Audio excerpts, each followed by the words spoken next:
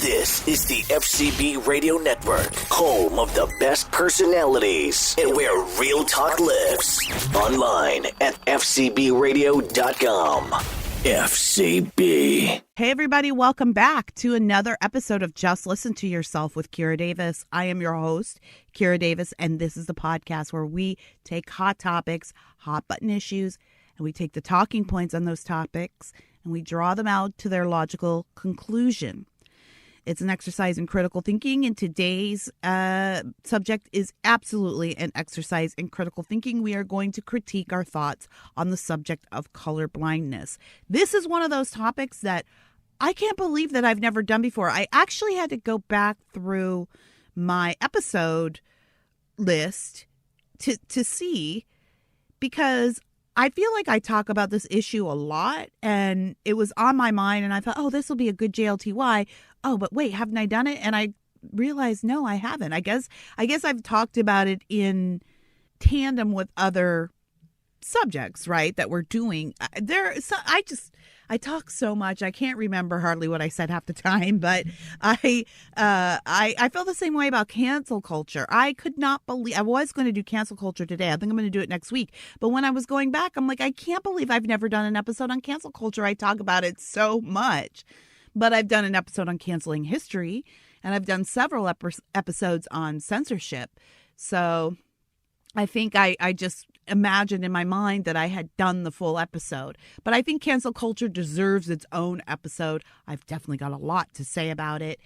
So I'm going to explore that next week. But this week, I was moved for no particular reason, actually. Nothing happened to my mind to make this happen. But I was moved to do the issue of color blindness. It comes up a lot in my discussions on the topic of race, always from white people. I've actually never been approached by a black person who touted color blindness or wanted to talk to me about the necessity for color blindness. So I see this as an issue that is more geared towards my white listeners, and it's more like on their hearts and minds. But if you are black and listening to this episode and you want to give me your point of view on this as well, please write me JLTY at protonmail.com, JLTY at protonmail.com. Not that white people can't write me.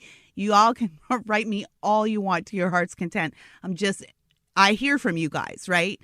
And I'm curious, and I just told you that I never hear from black people on this issue. And I'm curious if there are any out there who would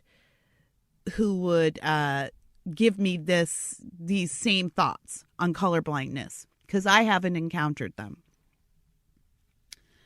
But I have encountered plenty of black people and white people who believe that God has created us to be non-judgmental of our tribal qualities or whatever. And so I'll save that. We're going to talk about all this down the line. And that is for sure an aspect of this. But let's define what I mean by colorblindness today. Obviously, I'm not talking about the physical disability. I guess colorblindness is a disability, right? Isn't that interesting? Colorblindness, let me look this up. Is colorblindness a disability? Okay, I just looked it up, and I just did like a quick search, and every descriptor of colorblindness is either disability or deficiency. So it's definitely something that's missing. So isn't that interesting that right off the top, the definition of colorblindness is to miss something or to be in disorder? That's just of the physical condition of colorblindness. But I didn't even put that together. I just thought that was interesting. I didn't know if we called it a disability or a deficiency, but certainly it is, because human beings are created to see colors, right? And so to not see color, I mean, have you seen videos of colorblind people getting those glasses that you can get? And like, oh my gosh, it's almost as emotional as watching military members surprise their kids at like graduations or birthday parties or something, which I never watch. Do not send me those videos. I will not watch them. No more. My heart cannot take it. It's just, oh my gosh, I'm just a blubbering mess every time. No, thank you. I will not watch movies where dogs die. Not anymore. And I will not watch videos where service members come home to surprise their family members. But those videos of people getting those colorblind glasses, those correction glasses, are always so moving. So we're really meant to see color. We really are. I didn't even think I was going to start the podcast off with this argument, but just even trying to define this word makes me think about how beautiful and how necessary seeing color is, and how when we have people who can't see color, we don't look at that as superior or preferable. We look at that as a disorder, something out of order. So I guess, I should tell you that I don't think colorblind is a goal. I don't think it should be, and I don't think it needs to be. I don't think it needs to be a goal in order for us to accomplish what we want to accomplish. And I mean people like you and I. If you're listening to the show, you're like me and you want to be able to think out good problems and learn how to debate in good faith with people and not judge people for their ideologies. Just judge people based on who they are. Martin Luther King's content of character, which is something that comes up in the colorblind discussion a lot. I feel like I'm starting to get a little ahead of myself, and that's because I didn't plan on starting this exercise out with this argument. But that definition really, that was an eye-opener for me that I didn't see coming in full color. There are two aspects to colorblindness when we talk about this as related to race that I think are very important to parse out and to understand that they are kind of different things but related. So to my mind, colorblindness as it relates to the race discussion is the desire to not judge people by their color, but rather judge them based on the content of their character. Again, at that famous quote by Martin Luther King, which I think is still great, and I know that it sounds cliche to a lot of people's ears, but sometimes things become cliche because they're so good, and that is a really great quote and a really good thought, and one that we should aspire to by all means. So there is the aspect of choosing not to treat people based on their color, but there's the other aspect of choosing not to see people based on color or as a color. And that, to me, is where the problem comes in. I would like to clarify off the top that there will be at no point in my argument that I believe that you should base your opinions on somebody's character and value and worth based on how they look. This is the problem with critical race theory.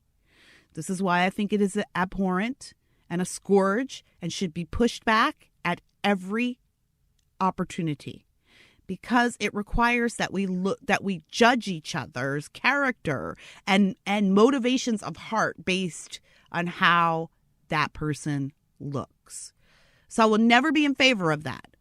Whether you're black, whether you're white, that is absolutely not where I come from, and I will push against that always. However, I do not think we do ourselves any favors by pretending that color doesn't matter. And I don't think that the goal should be, quote, colorblindness. And I think it's a losing argument if you're coming from the right side of and I mean right politically, the right side of the ideological fence. I think it's a losing argument. And I think you hurt your case for the ultimate goals you're trying to make when you're trying to argue that to somebody who is being accusatory or pulling out CRT to make you feel less than. I don't think it's a good argument. I really don't. I've thought about this a lot, and I don't think it's a good argument. So I'm going to lay out some talking points, and I'm going to respond to the talking points. And I actually found some left-wing liberal talking points that I'll respond to on this, because I think that's actually the best way for me to go about this, is to respond to the talking points of people who don't think like me. Again, to reiterate, I don't think it is right to judge a person by how they look. End of story. I believe that when most people say, I believe in colorblindness, I aim for colorblindness, that is what they mean. That's what I think you mean when you tell me that. The problem is that the whole point of this show, isn't it, is that We are supposed to take our talking points and draw them out to the logical conclusion. The pushback I get on this subject all the time is, but what I mean is, Kira, and it's like, I know what you mean. I do know what you mean. And I agree with that concept. But if we draw out what you're saying to its logical conclusion, I don't think you're saying what you think you are. This is our exercise in critical thinking. I don't think you're saying what you think you're saying or are intending to saying. I know what you're saying because I'm taking everything you say in good faith. And plus, most of you that email me are people who listen to this show or people who are in my community over at davisnation.locals.com. And you're people I know, and I trust. I trust your point of view. So I know what you're saying. I'm not judging you on that, and I'm not accusing you of anything. But I'm saying, like, if you're going to make this argument outside of our relationship, you need to know that it's not the argument that other people are hearing. I don't think you're saying exactly what you hope to be saying or mean to be saying. All right. And I apologize if this sounds accusatory. I don't mean that. We're thinking critically here. We're critiquing our thoughts. So there is a difference between what is heard and what is said. This won't be new to you guys. I say it all the time in the show. But when it comes to Black people speak the language of race. And I know a lot of you don't like that. I get it. I know that makes people uncomfortable. It makes some Black people uncomfortable. I know if I talked to my father-in-law, he would find that distasteful. And you guys heard my father-in-law, Pastor Vic Davis, on a couple of mini episodes a little ways back. Go back and listen to that. He's a man of great wisdom. And so I know if I spoke to him, he would definitely say that. A lot of people like him, I probably Daryl Harrison to some extent would fall into this category, don't really like the idea that race and culture are so mixed up in the Black community, and they would like for us to let go of that. And I think I kind of agree with that. Like, I get that concept, but I don't think that's the reality that we're living. And as I always say, we need to deal with the world the way it is, not the way we wish it would be. Black people do speak the language of race, and race and culture are intimately tied for Black Americans. It's different for white Americans because there's so many different cultures represented, so many different immigrant cultures represented within, quote, white America, right? Like you might be Irish, you might be Italian. I get it, Italians. I really don't need any more lectures about how Italians used to be considered Black people. Y'all aren't anymore, so get over it. Every time somebody sends me that, I'm like, okay, I'm rolling my eyes. Like, I get it, because if you've seen like folks from the, what do you call the southern part that nobody likes, the heel or whatever, Corsica or whatever down there, where the hated Italians are. The Italians don't even like the folks from down there.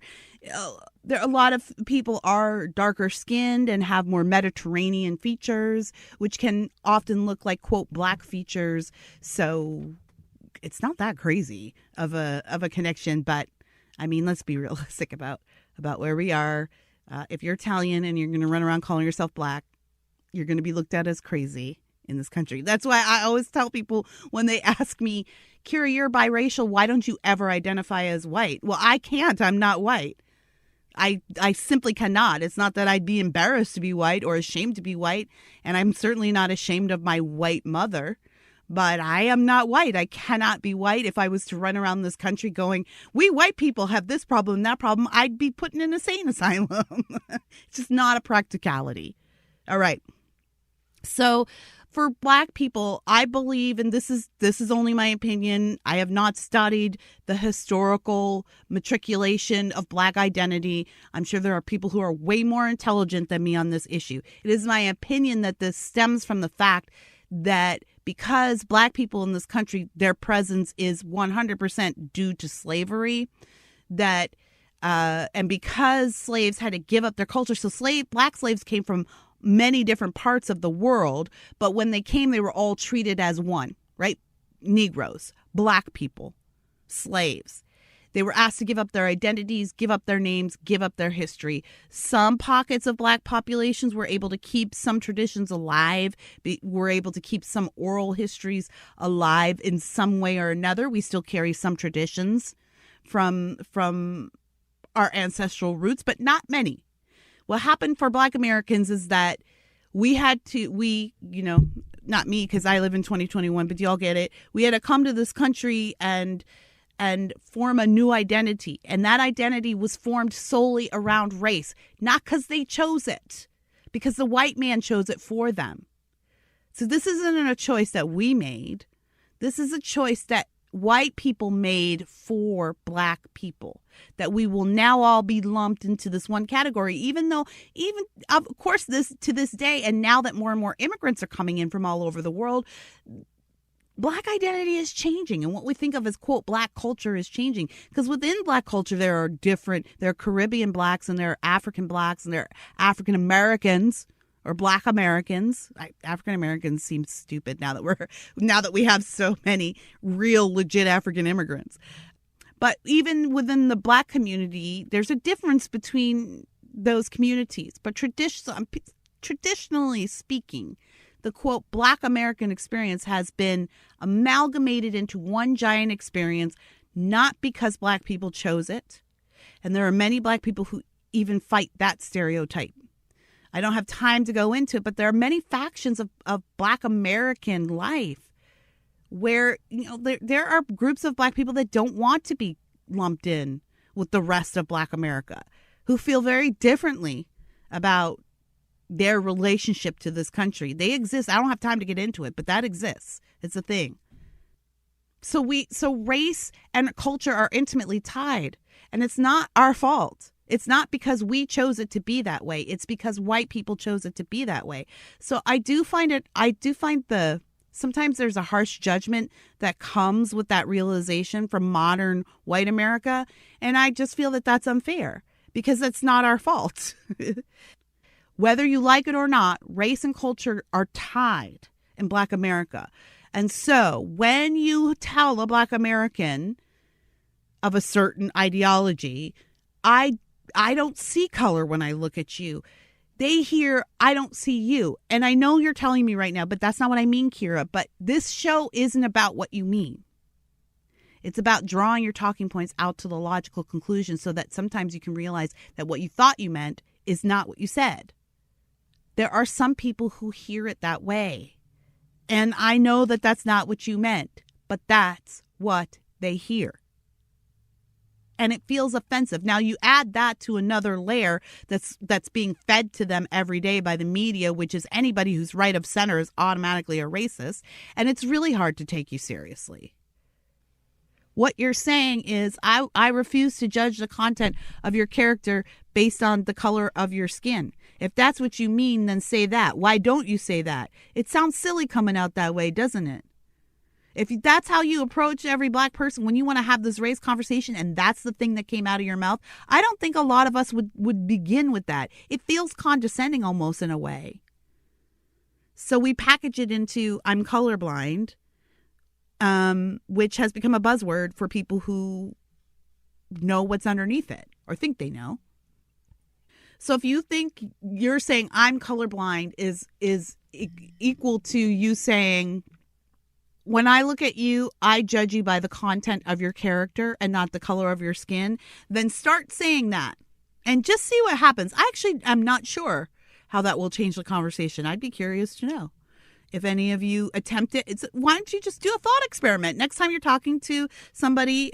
This is for white people, obviously, but next time you're talking to somebody of a different race, and this kind of subject comes up, use that term. Don't say I'm colorblind. Forget that. Use that phrase. I want you to know that when I look at you, I do not judge you by the color of your skin, but by the content of your character. And if you're hesitant, and if maybe you choose not to say it, maybe you start to say it and you're like, I don't like the way this is going to sound out loud. I'd love to hear that part too. If you have any realizations about it, I think it would change the conversation a little bit. I think it shifts the perception a little bit. Good or bad? I don't know, actually. So if any of you brave enough to try it, please let me know. JLTY at protonmail.com. I'd be fascinated to hear about that experiment. The show is called Just Listen to Yourself. And just because you agree with me on most of the subjects that I might approach, that doesn't mean you're exempt from stopping and listening to yourself. Neither am I, as I demonstrated at the top of this show. I surprised my own self with a talking point I didn't even know was there. Politics are becoming more and more divisive every day. My name is Colin Jackson. I'm the co-host of Not Another Political Podcast, where we reject popular opinions and prioritize solutions over partisan dogma. Download Not Another Political Podcast on iHeartRadio, Apple Podcasts, or wherever you get your podcast entertainment today.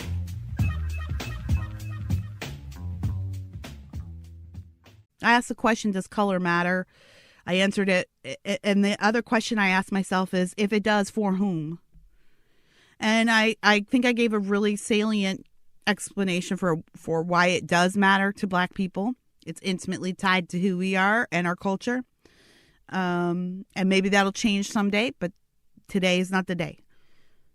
I think it's easier to be colorblind if you have never had to consider your race. I hear this a lot from my white listeners. Well, I used to work with a Black couple, or my neighbors, my neighbors were Black, or, my cousin had a Black son, whatever. And we had this great experience together. And that's when I realized that I just look at this person as another person. I don't see race. I see everybody as just who they are when they come alongside me. And it was a great experience. And that's how I was, that's how my racial views became developed. And it's always presented, again, I know what you're telling me. I know what you're saying, and it's good. It is. It's good and it's right. You're telling me about this experience that you had where you judge somebody on the content of their character, and I'm imagining you hoped that they did the same for you. But even that point of view is a biased point of view, right? It's your point of view. If I went and asked the Black people in that situation with you what their experience of your relationship was, I bet I would hear at least slightly different recounts of it. It might not be terrible. I mean, I'm sure most of the time it would be most of what you said. Oh, yeah, we had a great time. I love this guy, good guy, friend for life, whatever. But we have conversations that don't include you all the time. And we all have, I don't know how to frame this. We have a very different experience of white people than white people imagine that we have. Even people like me, who is biracial and grew up with white people, we have a very different experience. For you, you can look at us and say, I worked with this Black couple for 20 years and we never had any problem. We just treated each other. But I can guarantee you that Black couple had experiences with you that they went home and talked about and thought, oh my gosh, this person is, I can't believe he said that. Or like, he doesn't think that we, he doesn't think we're Black. Or, I mean, I guess when I'm fumbling around here and trying to say graciously, because I do mean this graciously, is that I think it behooves us to look at the other side of the situation. It's very, very easy to say, oh, I went to school with a lot of Black kids and it was, it was what it was. That's how I learned how to get along with everybody. And that's still the attitude I take today. But that is a very one-sided view. The assumption there is that the Black students or the Black neighbors or the Black couple had the exact same experience of the relationship that you did. And I guarantee you they did not. Not because you're a horrible person and did something wrong. You probably did nothing wrong any step of the way. But just that person knows that there are differences between you and them. Here's one difference. If my family goes to an all-white church, we don't come home and say, oh my gosh, we were the only Black people in church. Can you believe it? I mean, a joke might come up once in a while or, but we don't like go to an all-white church and stand there feeling horrifically uncomfortable. And then we don't go on Facebook and tell everybody about this experience that we had in a white church. And oh my gosh, there wasn't a Black face to be seen anywhere. And it was the scariest or oddest or most exciting experience. That's not how that's going to happen. Or I went to the office the other day and I was the only Black guy in the office. Can you believe it? There are no other Black people in this office.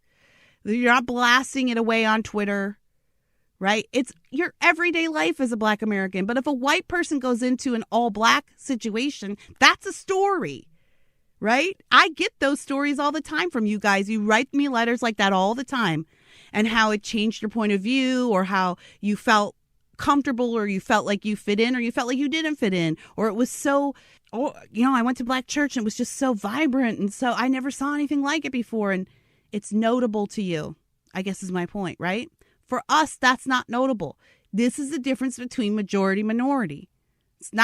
This isn't even really a race thing. This is just a majority minority. So you just need to understand that the people on the other side of this equation are having a different experience from you. It might not always be the same as yours, and that's okay. They're viewing it through a lens of race, believe it or not. They are. Whether you like that or not, they are viewing this relationship through a lens of race. And that doesn't have to be a bad thing. Through a lens of color, it doesn't have to be a bad thing if you connect color to culture. If you make an idol of color, yeah, that's a bad thing. In fact, that's evil. We call that sin in the church. And this is another thing that I have about, the issue I have about CRT, right? It makes an idol of race.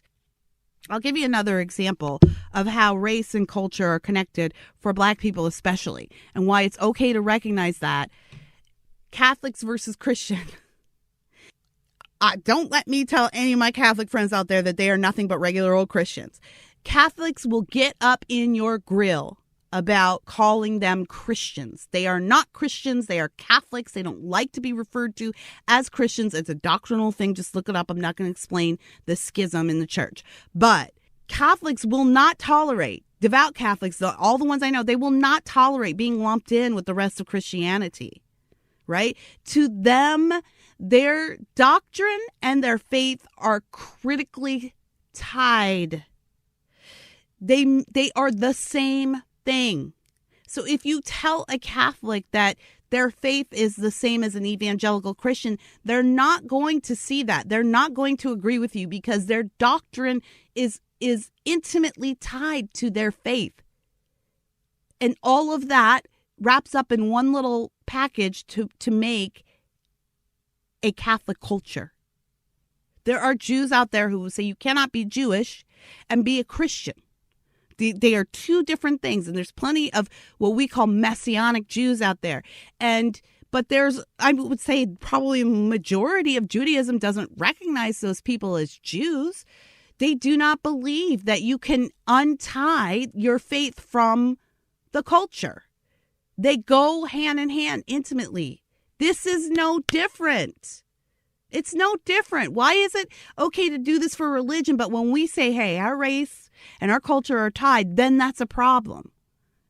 It's the same thing. I want to go through this article I found because as I was forming talking points to argue against myself, this is how I formulate the show. I basically argue against myself, write some notes, and then that's the show. But I was looking up, I just did a Google search, like, is colorblindness good? And then I just started sifting through some of the articles. I wanted to choose articles from a liberal perspective. I thought that would be the most useful. Because I think the conservative perspective, the majority on the conservative side are going to give you the Martin Luther King talking point. And I want to go deeper than that. Again, I'd like to reiterate, I understand the motivations for that talking point. And Martin Luther King was absolutely right. But Martin Luther King, also, don't get it twisted, knew he was Black. He had to know every day because that's who he was, a Black man in America. Because the white man had forced him to tie his culture to his race. He wasn't saying we're going to give up spice on our food and start eating a lot of mayonnaise. By the way, I didn't mean to badmouth mayonnaise. I love mayonnaise. My family jokes that that's my white side coming out, but I don't even care. I put mayonnaise on everything. It was one of my favorite things about Hawaii. I went to Hawaii for the first time a few years ago and was thrilled to find out that they put mayonnaise on everything. My husband was disgusted, and I was like, this is my dream home. I am home. I loved it. Mayonnaise on hot dogs, sign me up. Spam and mayonnaise. So there. All right. So this is the article I found on Everyday Feminism. It's actually from quite a few years ago. It's about a guy named John Greenberg. It was written in 2015. And he listed his talking points on why he didn't agree that colorblindness is a goal, or the way he framed it is that saying colorblindness contributes to racism, that you're actually supporting racism if you pull out this "I'm just colorblind" argument. So let's see what he says, and I'll respond to his points. I think that's the quicker way to do this. I know you guys are so patient. I just drone on and on and on, and you guys come back every week. I don't know how you do it, but I thank you for it. So the first point, he says, colorblindness invalidates people's identities. I think I won't read his full, paragraph. Then he goes on to elaborate. I won't read it, but I think you can get the gist of it. And I think what he is saying is basically what I was just saying about culture and race being tied for some segments of society. And if you don't tie your culture to your race, it's because you don't have to. You live in a majority in some way or another, right? If you're white, you're in the visible majority. And if you're not white, you're in the visible minority. I mean, there are other things that make you a minority. I get that. But we're talking about what's visible. And so you don't have to navigate the world as a white person. The world is white around you, with other races peppered in. And I guess what I'm saying is that it's the norm because you're in the majority. It's not an accusation, and it's certainly not a criticism. I mean, that's just statistics. It's numbers. That's all it is. It's just facts. Facts don't care about your feelings. It's just facts. You're in the majority, so you don't have to view things through the lens of race. But when you are Black, much of your interactions with other people who aren't Black in this country will eventually be connected to race in some way. Someone will make a joke. I'll give you an example. When I say race is an everyday part of our lives, I don't mean racism. That's not what I'm saying. What I'm saying is the awareness of who you are, the awareness of race is every single day, because somebody will always remind you of it, whether they're just making a joke, a sly comment, repeating a joke they heard on SNL, or whether they're being a racist or being rude or asking about your hair or asking about Black cultural issues or, whatever.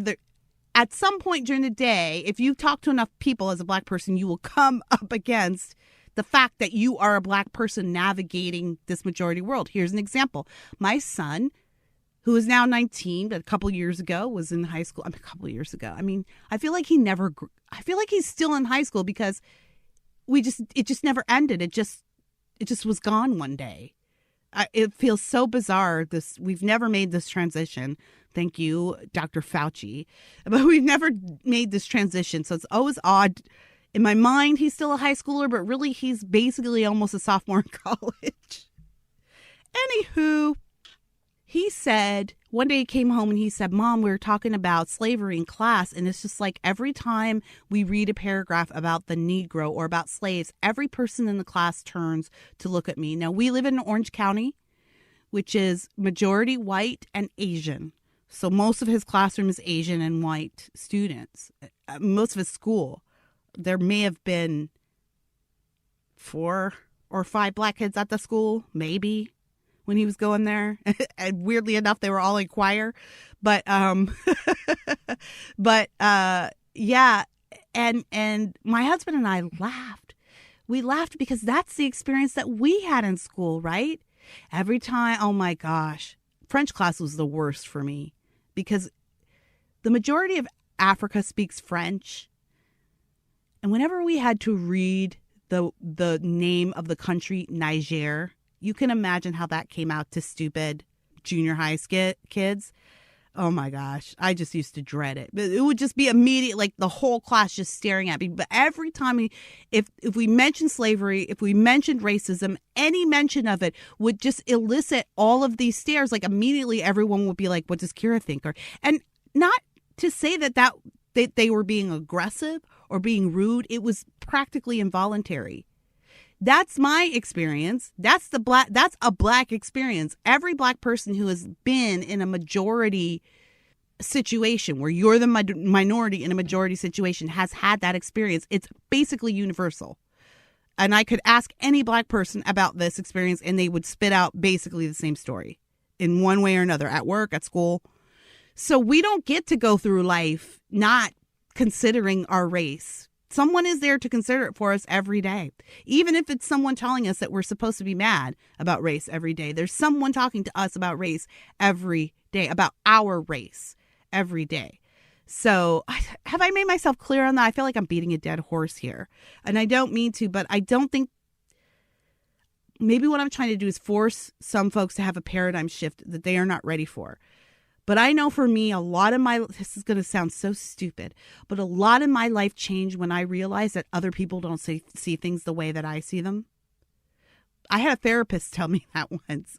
My very first therapist, when I didn't know what depression was and I didn't understand therapy and I was all nervous because I thought the shrink was going to mess with my head.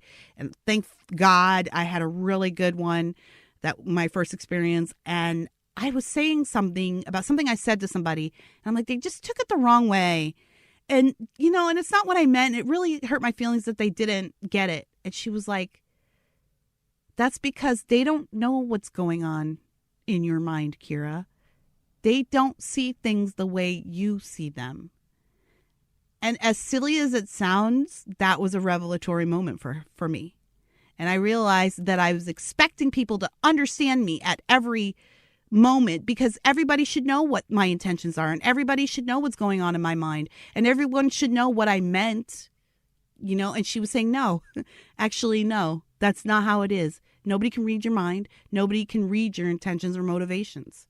You have to be clear in how you're speaking to people. And if you're not clear, the onus is on you to apologize. It shifted a lot for me. So maybe I'm like trying to force the same paradigm shift on everybody. And I just need to stick to making my points so that I don't get too off topic. Politics are becoming more and more divisive every day. My name is Colin Jackson. I'm the co-host of Not Another Political Podcast, where we reject popular opinions and prioritize solutions over partisan dogma. Download Not Another Political Podcast on iHeartRadio, Apple Podcasts, or wherever you get your podcast entertainment today.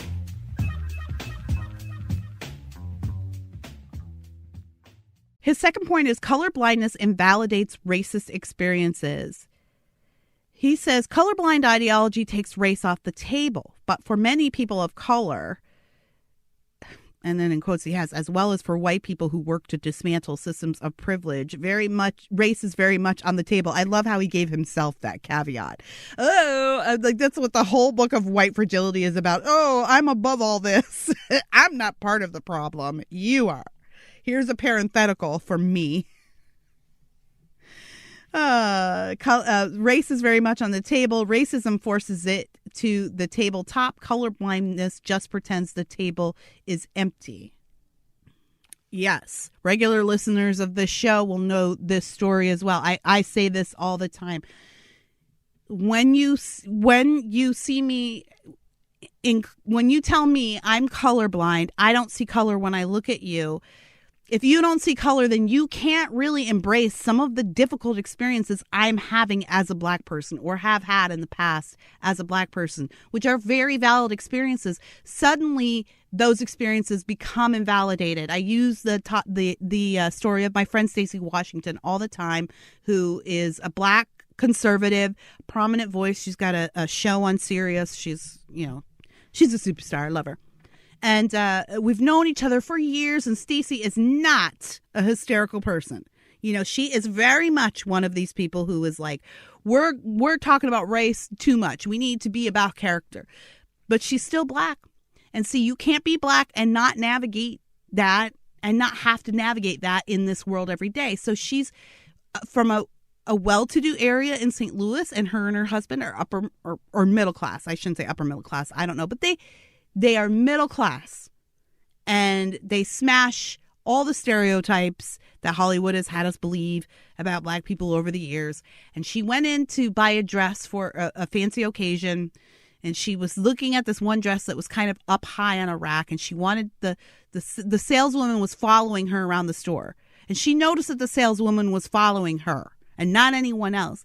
And she's feeling very self-conscious. I think it's right to point out that Stacy has dreadlocks. So she doesn't look like, I think, what some people would stereotypically want a middle-class woman to look like.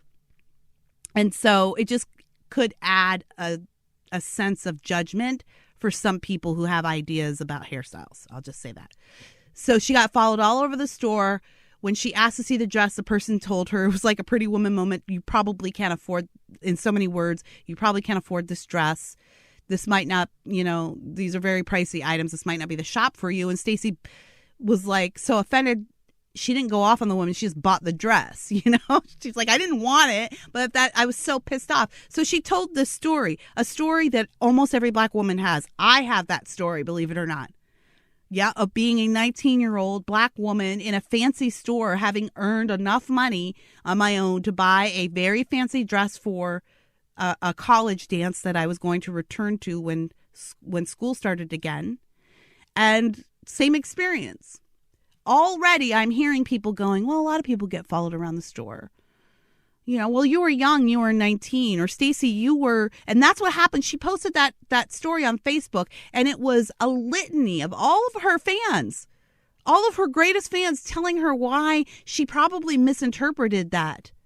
And why, well, I'm white and I was in a store, loss prevention, that's what they have to do. They have to follow you around. Everybody just invalidating her experience, telling her that what she experienced and what she perceived was not true.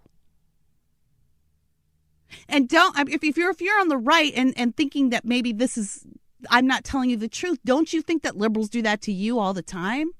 Right? They invalidate like liberals will tell us all the time. We're going to talk about this next week. There's no such thing as cancel culture.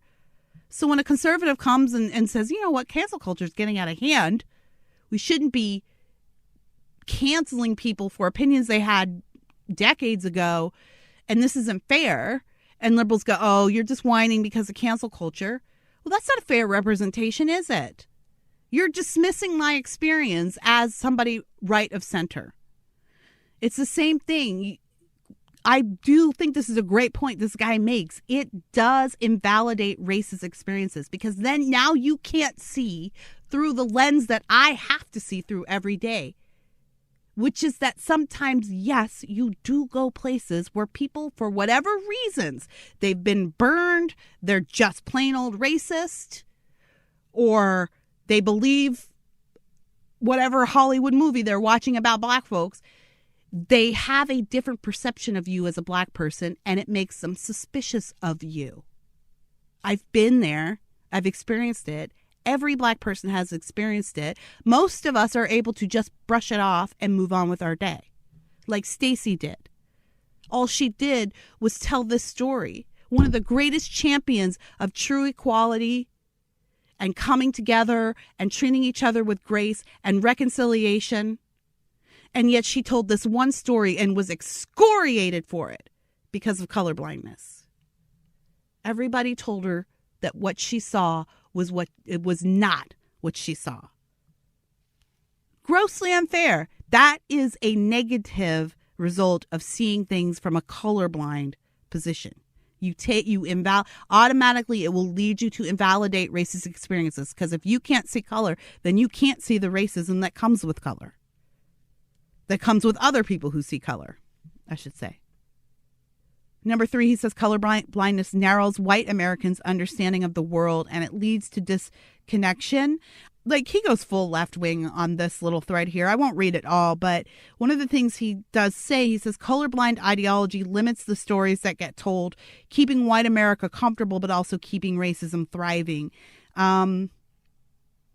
I don't think the colorblind ideology keeps racism thriving. You can get rid of colorblind or you can keep colorblind. Racism is going to be there no matter what, because racism is sin. So I don't buy that part, but I don't think it's necessarily helpful when it comes to having cultural discussions. Again, I want to reiterate that if you are making race an idol, that is evil, that is sin, and that is where you make racial reconciliation impossible.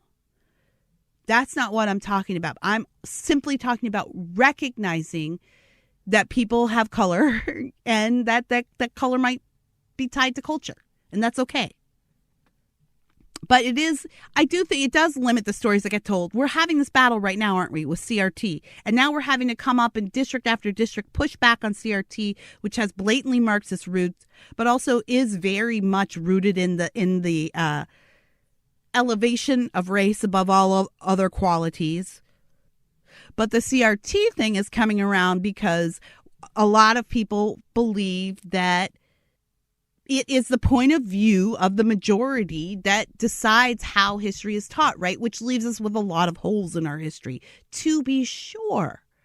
And I've said this before, I don't know if that's an accusatory thing. I think that's just, history goes to the victors. Not to say that we shouldn't fight to have all of it told, and I'm for that. And I'm for having these discussions about how we get a more robust understanding of this country and what really has happened to us over the decades and centuries. I'm all for that, and sometimes that takes the squeaky wheel, or the people that are annoying us. Sometimes it takes those people to force us to be like, oh, okay, we're not seeing the whole picture, because you can't, because this is your filter. It's not your fault. You're not a bad person. You are simply a member of the majority. It's why I feel strongly. I always get a lot of crap from the conservative side when I say that Republicans and conservatives need to make a concerted effort to go hire minority voices, not because you should be basing your judgment of people's character based on their skin color, but because there are angles for stories or angles for creativity or angles for your business that you can't see because you have a blind spot. That blind spot is that you are in the majority. And so when you have someone from the minority, you automatically get a different point of view. It changes the filter. It's just good business. We don't think about that. We hire who we know. Most of us hire people we know, or most of us get our jobs because of people we know. And a lot of black people know a lot of white people, but not a lot of white people intimately know a lot of black people. Again, statistics, not racism. So that means that your disadvantages, folks who are in the majority, that means your disadvantage is having to really kind of step out of that and make a concerted effort when you would prefer for it to be organic. But some things don't happen organically. They don't. As much as we would like to believe they do, from your point of view of the majority, you think that everyone's going to get an equal opportunity. But from the minority point of view, it's a different story when you're on this side of the fence. It's a different story. Colorblindness equates color with something negative. This is a talking point I'd never thought of before. I thought this was interesting. The comment, "I don't see color, I just see people," carries with it one huge implication. It implies that color is a problem, arguably synonymous with, "I can see who you are despite your race." Yeah, that's deep. I think that's right. Again, I think I can hear some of you saying that's not what I mean. And again, I would go back to the title of the show, which is, sometimes what we think we mean isn't always what we mean when we draw out to logical conclusions. And I think if you draw this out to this logical conclusion, this guy makes a really good point. He says, as evidence, note that the phrase is virtually never applied to white people. So you will never look at another white person and say, when I look at you, I don't see color, right? You only apply that to people who aren't white. I thought that's a brilliant point, even if it's a little accusatory. I think it's a brilliant point. This is somewhat of a sidebar, but I'll say that this is an annoyance that I have. I talk occasionally about other black conservatives on this show. I wrote an article about Candace Owens, whom I've always had a problem with as far as representing the conservative message for black people. And I wrote one article. It just gnawed at me so much, like the way that her popularity skyrocketed, and then me having to answer for her a lot in situations where I don't think I should have to answer for her. She doesn't speak for me. She's an entertainer. She's speaking for her clicks or her base. So I wrote one article, that's it. And now it's the one thing, of course, everybody associates me with. And people think I talk about her all the time. And I do not. I don't actually care that much about her and what she does. But one of the things that comments I get all the time from white people, I don't get any comments from black people about this ever. It's always white conservatives who have this. One of the comments I get is, I don't think people like you in Canada should be fighting or be saying this. We're not fighting, by the way. I don't even think she knows who I am. So we're definitely not fighting. But you shouldn't be fighting or saying disparaging things about each other because the battle is against the left and conservatives just need to unite and aim our fire at the right enemy, right? Or why don't you take Candace under, I get this one too. Why don't you take Candace under your wing and show her the ropes and help guide her? Or as if Candace even knows who I am at all to do that. But why don't you offer her help or instead of criticism? And my thing is like, are you calling up Sean Hannity show and telling him why Sean Hannity are you disagreeing with other conservative pundits like this? I just wish white pundits would just stop attacking each other and attack the enemy. It's the enemy's the left. That's where we need to aim our fire. Or Ben Shapiro, why don't you take this conservative pundit that you don't agree with under your wing instead of just disparaging him? Why are white people always fighting? Do you see the difference? No one ever asks the white pundits why they're fighting or why they're disagreeing or why they can't just come together and say the same thing or why they can't just get on the same page. It's assumed that is a diverse group with a diverse group of thought. But me and Candace are supposed to be best friends and be on the same page because we're black. So I kind of get this. It's like it's never applied to white people. This idea of color is always you're never applying it to white people. I thought this was a great point that I hadn't thought about. I didn't expect to agree with it. He says colorblindness hinders tracking racial disparities. So I guess if he's all right, he goes on to say racial labels and terms are complex, evolving, sometimes limiting, often problematic. But problems associated with colorblindness are far worse. Without being color conscious, we would never know that black preschoolers are more likely to end up in prison down the line, that 42% of Native American students dropped out of high school in 2011. He quotes a bunch of statistics. So this point I kind of disagree on, not necessarily because the statistics are wrong, but I just don't think that this should be included in the definition of colorblind. There's colorblind as you relate to people, and then there's colorblind as the government develops policies. And obviously, because of the diversity of a place like America, the immigration population, and the current iteration of modern society, it does not behoove the government to be colorblind. When has the U.S. government ever been colorblind? Never. Never. Even from the foundation of this country, when Abigail Adams and her beloved husband John Adams were arguing back and forth about whether or not he should be pushing to include the abolition of slavery in the new Constitution. Even back then. So I don't know if he was scrounging for talking points. I don't think in the context of this discussion that you and I are having today, I don't find this point very salient. All right. I don't see the government going colorblind anytime soon. This point I thought was really good, and I agree with it. Colorblindness is disingenuous. If you're saying I don't see color, I just see people, I'm sorry, I don't believe you. Politics are becoming more and more divisive every day. My name is Colin Jackson. I'm the co-host of Not Another Political Podcast, where we reject popular opinions and prioritize solutions over partisan dogma. Download Not Another Political Podcast on iHeartRadio, Apple Podcasts, or wherever you get your podcast entertainment today.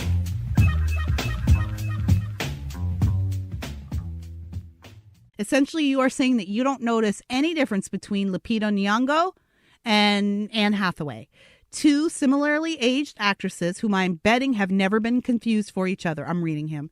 They are both just people, exactly the same. Really? I just don't believe you. And Idris Elba playing James Bond won't ruffle any feathers, right? I think that's just disingenuous too, to say that I don't see any difference between people, but we are different. I look different from you. My daughter looks different from my son. This is the problem we're battling when it comes to gender theory and this kind of stuff these days, right? Like, we want to say, like, yeah, there are differences between men and women. That's how God created us. Why do we feel that we would want to make that argument when it comes to race? Yes, there are differences between races. That's how God created us. That's a good thing. Lupita Nyong'o's nose is wider than Anne Hathaway's, and it has different cultural significance based on where she is. If you watch Fox News a lot and you say, I don't see race, I would say to you, but I do, because when I watch Fox News, I see a lot of blonde ladies. I see a lot of white blonde ladies. I do see race, and I think they do see race too. If they didn't see race, then there would be a lot more brunettes on the show. There would be a lot more black people on the network. There would be a lot more Asian people on the network, right? Because otherwise, are we to believe that blacks and Asians do not have the same content of character as white people, since Fox News is majority white? Of course not. The powers that be that run Fox News don't think that multiple they have Harris Faulkner. But, if they have 5 Harris Faulkners, then they're a black network, right? They don't think having 5 Harris Faulkners is the same as having 5 Kayleigh McEnany's, blonde hair, blue-eyed women. So I do believe it's disingenuous to say I don't see a difference between how people look. And I wouldn't want it to be that way. I don't want to look like a white person. I want to look like who I am, who I was created to be. I love the tone of my skin and the curl of my hair and my dimples. These are parts of my physical identity that I didn't choose, but I choose to love them. I choose to love them because they are different. Please don't take that away from me. Please don't take that away from anybody else. Don't take that away from yourself. And so I do believe it's a lie. Of course you see racial differences. Of course you do. And we talk about it all the time. Just in social situations, and when we're talking about movies and who should be cast what and where. Who's your favorite black actor? If you can tell me, I don't see color, is that going to be your answer? You know what I mean? Come on. It's okay. It's okay. In fact, it's superior. It's how we should be, to say, yes, I do see differences. I do not idolize those differences. I do not let those differences decide for me whom I love. I do not let those differences become gods. Those differences do not become how I relate to people. I relate to people because those differences make that person rounded and interesting and worth pursuing knowledge of. If we were, I know a lot of people who don't fly, and they say if God wanted us to fly, he'd give us wings. It's not that crazy of an idea. But, if God wanted us to be colorblind, then we all would look the same. There'd be no reason for us to see color. It's perfectly fine. But again, I think the difference here is intention versus what is actually being said. This is the perfect example to draw out your thinking all the way to the logical conclusion. The intention, what you think you're saying, might not be what you really are saying. We should absolutely embrace the full rainbow of humanity.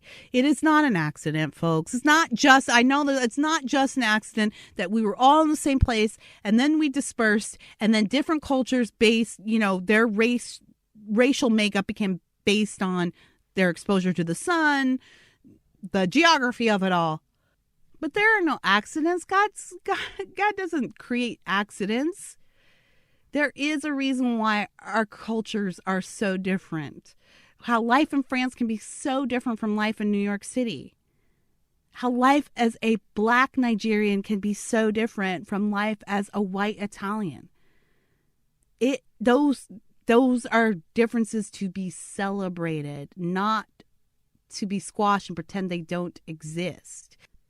It shouldn't work that way. So we shouldn't be afraid to look at each other just exactly as we are. In fact, I think that is the bravest thing to do and the right thing to do. And we shouldn't be afraid to own that. I love what Sonny Johnson says about colorblindness, and I think it is something to keep in mind always. Colorblindness is not the goal, because when you're colorblind, you can only see in two colors, black and white. It's freaking boring. And just as I discussed in the top of this show, that's a disorder. That's human physicality out of order. We don't want to be people who just see in black and white. Nobody wants that. Everybody wants the colorized version. Embrace it. It's okay. So should we be colorblind? No, I absolutely do not believe we should be colorblind. Should we judge people by the content of their character and not the color of their skin? Yes. And you can be both. You can choose to recognize that race exists and color exists, and it affects people in different ways. And you can choose not to judge a person's character based on their race. The two can go hand in hand. I don't think you can make an effective argument for left of center people by going the colorblind route. Maybe you don't care, that's not the argument you're trying to make, fine. But I don't think it's fair to expect results with that argument. I think that argument is rooted in wonderful and beautiful intentions, but it just hasn't, I don't think we think about it enough. I don't think we're thinking about it enough. Tell me if you disagree, which I know a lot of you out there do. You can email me, JLTY@protonmail.com, JLTY@protonmail.com. I want you to engage in the critique part of the critical thinking now. And then write me and tell me, what your conclusions have been after you've critiqued the thoughts here. I mean, I'm not telling you what to do. Write me whatever. You write me about your cat. I don't care. But I read every one. But I would encourage you to critique your own thoughts on it. And then I would actually be fascinated to know what your thought experiments revealed, if anything. Or if it just made you feel even more comfortable with how you view things. Let me know, JLTY@protonmail.com. Join us for lots of robust discussion over at davisnation.locals.com. And I've started doing a live program. It was on Mondays. I've moved it to Tuesdays. But every Tuesday at 7 p.m. Eastern, I go live on YouTube. If you follow me at Real Kira Davis on Twitter, or you sign up for Davis Nation, you can get notifications or subscribe to my YouTube channel. That's the easiest way, I guess, which is just Kira Davis. You can subscribe to the channel. You'll get updates. And then I just go live for like 30, 45 minutes. I talk about whatever's on my mind, and then I go over to Davis Nation for a live chat to break it down with the people who are on the chat if they want to expand on some ideas, talk some more about some of the things that I said. But it's fun. I love it, actually, because you guys can get in the chat room and I can respond to you in real time. And that's kind of my jam. I love it. So that's a place for you to find me as well. And thank you so much. You guys have really been picking up on the reviews. It's been amazing. I'm aiming for 1,000 reviews. I'm over 600 right now. Help push me all the way. 1,000 reviews for JLTY on iTunes would be incredible. It would be a huge algorithm boost. So get us to 1,000 if you would. 5-star review, please. I mean, you can do. I'm not judging you. I'm not judging you for judging me with less than 5 stars. But as a podcaster who's offering you this content for free, I would love a 5-star review. If it's a 1-star review, please don't leave that. Just talk about me behind my back like a regular person. I love you guys. I love discussing these ideas with you. I hope I've given you some food for thought today, and I can't wait to read your responses. Until next time, just remember, every now and again, just stop and listen to yourself. The FCB Radio Network. First class broadcasting worldwide.